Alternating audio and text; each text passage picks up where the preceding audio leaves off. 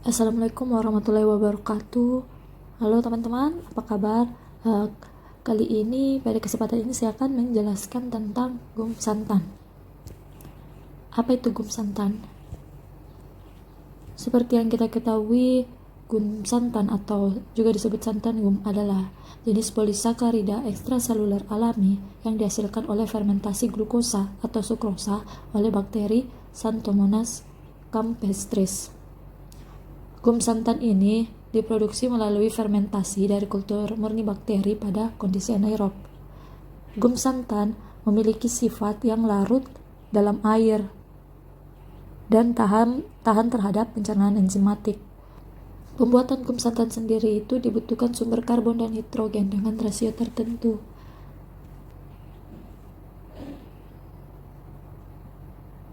Pada pembuatan gum santan, sangat dipengaruhi oleh adanya substrat. Terlebih dahulu, kita harus mengetahui apa itu substrat. Substrat merupakan media atau tempat tumbuh bagi mikroba, serta sumber energi bagi mikroba. Jenis substrat yang digunakan pada pembuatan gum santan yang pertama yaitu tepung maizena. Tepung maizena sendiri ini merupakan jenis tepung dengan karbohidrat berupa fat yang tinggi, yaitu 27% amilosa dan 73% amilopektin, mengandung protein sebanyak 8,12 gram, karbohidrat sebanyak 76,89 gram, serat sebanyak 7,3 gram, dan kadar air sebanyak 10,26 gram, serta total lemak sebanyak 3,59 gram dalam 100 gram tepung maizena. Tepung maizena sendiri ini biasanya dimanfaatkan sebagai pengental, memperbaiki tekstur dan meningkatkan daya ikat air karena mengandung lebih banyak amilopektin dibandingkan amilosa, sehingga mempunyai kemampuan membentuk gel. Substrat yang kedua yaitu tepung tapioka. Tepung tapioka sendiri ini mengandung karbohidrat sebanyak 85%, protein sebanyak 0,5-0,7%, lemak sebanyak 0,2%, kadar air 15%, serta kadar amilosa 8,6% dan amilopektin sebesar 91,94%. Tapioka banyak digunakan sebagai bahan pengental, bahan pengisi, dan bahan pengikat pada industri pangan karena mengandung pati lebih tinggi. Selanjutnya yaitu sumber karbon dan sumber nitrogen. Sumber karbon sendiri ini diperoleh dari sekitar 2-4% glukosa atau sukrosa, sedangkan sumber nitrogennya diperoleh dari sekitar 0,05-0,1% dari amonium nitrat, pepton, gas ekstrak, dan urea. Selanjutnya saya akan memperkenalkan tentang bakteri yang berperan dalam pembuatan santan gum, yaitu Xanthomonas campestris.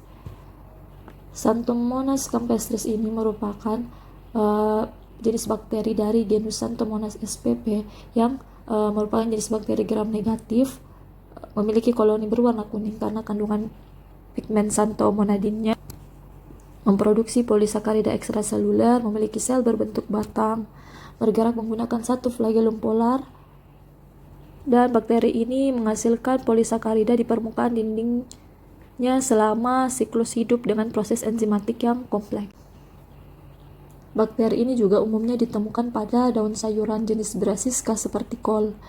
Kemudian spesies bakteri ini sama juga dengan spesies bakteri yang menyebabkan pembentukan busuk hitam pada brokoli, kembang kol, dan sayuran berdaun lainnya. Selanjutnya yaitu bahan-bahan pembuatan gum santan. Yang pertama yaitu bakteri Xanthomonas campestris. Seperti yang saya jelaskan sebelumnya, bakteri Xanthomonas campestris ini berfungsi sebagai mikroba yang berperan dalam memproduksi polisakarida ekstraseluler atau disebut juga gum santan dengan cara mengkonversi substrat menjadi santan gum. Yang kedua yaitu alkohol. Alkohol di sini berfungsi sebagai pemisah bersama etanol dan aseton untuk memisahkan santan gum dalam supernatan. Yang selanjutnya yaitu gula pasir atau sukrosa. Ini digunakan sebagai sumber karbon dalam substrat. Kemudian ada asam glutamat. Asam glutamat ini berfungsi sebagai sumber nitrogen di dalam substrat. Selanjutnya yaitu K2HPO4 sebagai buffer atau penyangga untuk mengurangi fluktuasi pH selama fermentasi. Kemudian ada asam sitrat. Asam sitrat ini ditambahkan untuk menurunkan pH. Yang terakhir yaitu aqueous. Ini digunakan sebagai pelarut. Selanjutnya yaitu mekanisme pembuatan gam santan. Mekanisme pembuatan gam santan sendiri secara umum itu terjadi melalui 3 tahap.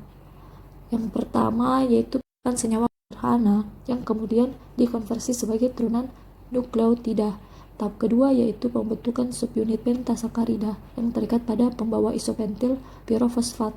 Kemudian tahap terakhir yaitu polimerisasi pentasakarida secara berulang serta beserta sel sekresinya.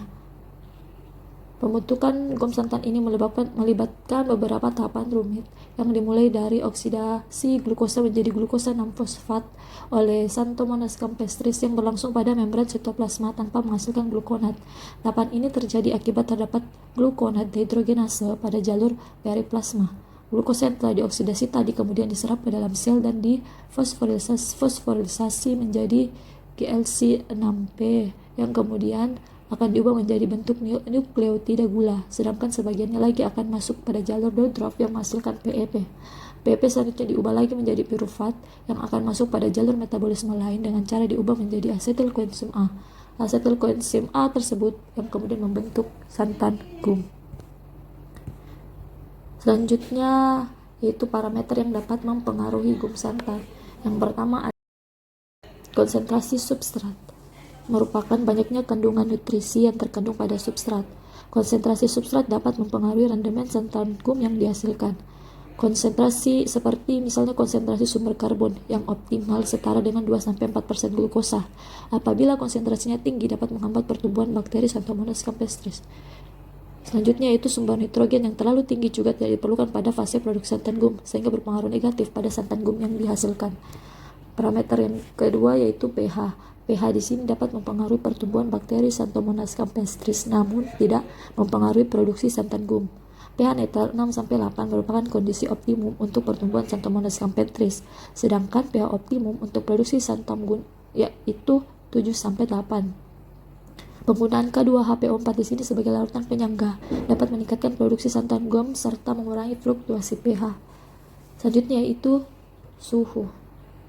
Suhu selama fermentasi dapat mempengaruhi rendemen dan karakteristik santan gam.